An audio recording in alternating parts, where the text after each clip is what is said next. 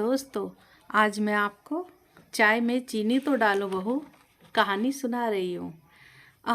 कमर में बड़ा दर्द है। अरे माँ, क्या हुआ आपको? वो बेटा, कमर में दर्द हो रहा था।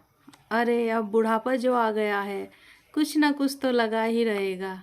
अरे माँ, आप भी ना बस अपना ध्यान रखा करो।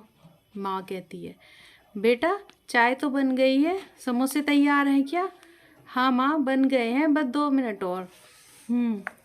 ये वाले समोसे तैयार हो जाएं तो तुरंत ही और समोसे डाल देना कढ़ाई में। अरे वो गिरधारी के बेटे को देखने वाले आ रहे हैं ना, तो उन्होंने 40 समोसों का ऑर्डर दिया है। और बेटा, शर्मा जी के यहाँ भी 25 समोसे भेजने हैं, उनके बेटे का मुंडन है। अरे माँ, वाह कमाल है, कमर में दर्द है फिर भी सारी चीज़ें याद रखती हो और बराबर काम करवाती हो इतनी उम्र में भी। माँ कहती है, हैं इतनी उम्र से क्या मतलब है तेरा? अरे मैं अभी बूढ़ी थोड़ा ही ना हो गई हूँ। माँ, आप खुद को तो बूढ़ी कहो तो चलेगा, पर मैंने कहा तो नाराज हो रही हो। अंकित की इस बात पे सोना हंस देती है। सोना ने अपने पति की मृत्यु के बाद चाय, समोसे, ब्रेड पकोड़ों की दुकान खोल ली थी। बड़ा होने के बाद अंकित ने भी अपनी माँ के साथ चाय की दुकान पर काम करना शुरू कर दिया था। अब अंकित पकोड़े, ब्रेड पकोड़े, समोसे आदि बनाता तो सोना चाय बनाती थी, और उसकी बनी चाय में अलग ही स्वाद होता था। लोग उसके हाथ की बनी चाय को बेहद पसंद करते थे, और जो चाय पीता वो पकोड़े भी ज़रूर खाता था या एक आध समोसा भी खाता था। इस तरह से उनका जीवन यापन अच्छे से हो रहा था। एक दिन, अरे बेटा अंकित, रामू बढ़ई ने 6 चाय मंगाई हैं, जरा दे के तो आ। और वो जो उसके बगल में मुन्ना मैकेनिक है ना, उसने 3 कप, और जो गमले वाला राहुल है उसको 1 कप चाय देते आना। चाय तो मैंने बना दी है, बस तू इसे पैक कर लेना। और हाँ, राहुल ने स्पेशल चाय मंगाई है, बस उसको दूध दूध की, ठीक है ना? अंकित, माँ, कभी कभी तो मैं सोचता हूँ कि आपके बाद मेरा क्या होगा, मैं कैसे इतने अच्छे से ये दुकान चला पाऊँगा। आप तो एक एक चीज़ कैसे याद रखती हो माँ, आपकी ये बुद्धि मुझे दे के जाना। सोना, चल अब जल्दी से कर जो जो कहा है, लोग चाय का वेट कर रहे होंगे। अभी ये पकोड़े मैं देख लूँगी जब तक तू चाय लेके आएगा। ऐसे ही समय बीतता रहा और 4 साल और बीत गए। अब सोना ने सोचा कि अंकित की शादी कर देनी चाहिए। ऐसे ही एक रिश्तेदार ने सोना को एक लड़की के बारे में बताया। तब सोना अंकित को लेकर एक दिन वहाँ लड़की देखने चली गई। वो लड़की बहुत सुंदर थी, उसका नाम रीमा था।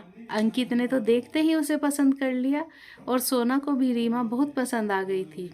कुछ महीनों बाद ही दोनों की शादी करा दी गई। सोना बेहद खुश थी, और वो सोच रही थी अब उसकी जिम्मेदारी थोड़ी कम हो जाएगी, थोड़ा सा काम का बोझ उस पे से कम हो जाएगा, क्योंकि घर संभालने वाली अब आ गई थी। पर होता तो उल्टा ही है। एक दिन रीमा, ये लो माँ जी चाय। सोना, अरे वाह बहू, मैं तो बड़ी खुश हो गई, जो सारे शहर को चाय बनाकर पिलाती है, आज उसकी बहू ने उसके लिए चाय बनाई है। जीती रहो बहू, जीती रहो। रीमा की ये पहली चाय थी जो उसने अपनी सासू माँ के लिए बनाई थी। पहला घूंट पीते ही, अरे बहू, इसमें चीनी तो डालो, इस चाय में तो चीनी है ही नहीं। रीमा, है, चाय में चीनी नहीं है माँ जी। माँ कहती है, अरे चाय में ना चीनी है, ना ही इसमें कोई स्वाद, ना इलायची, ना अदरक, कुछ भी नहीं डाला क्या? ले जाओ इसे, और इसमें ये सारी चीज़ें डाल के और चीनी डाल कर लाओ। ऐसी चाय पी के सोना का मूड खराब हो गया था, पर उसने सोचा कि शायद गलती से हो गया होगा।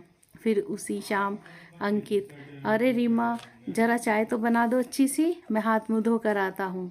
रीमा, जी अभी बनाती हूँ। अरे माँ जी, आप भी चाय पियेंगी क्या? सोना थोड़ा सोचा, फिर हाँ कर दी।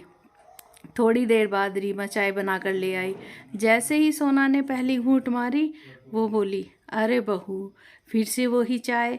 बहू, चाय में चीनी तो डालो, तुम्हारे मायके वाले फीकी चाय पीते हैं क्या? रीमा, नहीं माँ जी, फीकी तो नहीं पीते, चीनी डालते तो हैं, पर पता नहीं यहाँ पर मैं क्यों चीनी डालना भूल जा रही हूँ। सोना को लगा कि रीमा फिर से चाय में चीनी डालना शायद भूल ही गई होगी। अगले दिन रात को जब सब खाना खाने लगे तब, अरे रीमा, सब्जी में नमक तो है ही नहीं। रीमा, छूट गया क्या नमक? नमक नहीं डाला? अंकित, अरे इसमें तो नमक डाला ही नहीं। फिर ये रोज़ रोज़ ही होने लगा। कभी उससे रोटी जल जाती, कभी सब्जी में नमक कम डलता, कभी मिर्च ज़्यादा हो जाती और कभी तो सब्जी जल जाती, कभी चावल कच्चे रह जाते और चाय तो अक्सर ही कुछ ना कुछ कमी उसमें छोड़ देती थी। आखिर सोना तो परफेक्ट चाय बनाती थी, पर रीमा लाख कोशिश के बावजूद भी अच्छी चाय नहीं बना पा रही थी। सोना, अरे बहू, आज तो तूने चाय में पत्ती कम डाली है, और हाँ, चाय को उबाला भी नहीं ठीक से, उबालना भूल गई क्या? ऐसे ही समय बीतता रहा। एक दिन सोना बीमार हो गई और बिस्तर पर आ गई। अब अंकित अकेला ही दुकान संभालता, पर उसकी सहायता के लिए रीमा भी दुकान पर जाने लगी और चाय बनाने लगी। पर वही चाय जैसी वो घर बनाती थी, वहाँ भी कभी चीनी डालना भूल जाती, कभी चाय पत्ती कम डालती, जिसके कारण लोग उसे खरी खोटी सुना कर जाते। जब यह बात सोना ने सुनी तो उसको बहुत बुरा लगा। उसने अपने बेटे से कहा, बेटा, कल से मैं तुम्हारे साथ दुकान चलूँगी। अंकित, नहीं माँ, तुम्हारी तबीयत ठीक नहीं है, ऐसे में तुम कैसे चलोगी? तुम बस यहाँ पर आराम करो। आपकी ये हालत नहीं जो इतनी देर दुकान पर बैठ सको। सोना, अरे बेटा, मैं अगर अभी तेरे साथ नहीं चली ना तो ये तेरी दुकान रीमा बंद करवा ही देगी। यह सुनकर रीना अपने कमरे में गई और वहाँ जाकर रोने लगी। आखिरकार अंकित को अपनी माँ को ले जाना ही पड़ा। अगले दिन फिर तीनों ही दुकान गए और सोना रीमा को चाय बनाना सिखा रही थी। तभी वहाँ पर एक बच्चा आता है। उसके हाथ में कॉपी पेंसिल थी। उसने कुछ समोसों का ऑर्डर दिया और फिर अपनी कॉपी में कुछ लिखने लगा। रीमा, अरे बेटा, क्या लिख रहे हो? ये चाय समोसों का हिसाब जोड़ रहे हो क्या? बच्चा, नहीं नहीं आंटी, मैं तो अपनी पोयम याद कर रहा था। मेरी मैम कहती है कि लिख लिख कर याद करने से या हमें जल्दी याद हो जाता है और फिर हमेशा याद रहता है। यही बात रीमा को लग गई और उसको बेहद पसंद आई।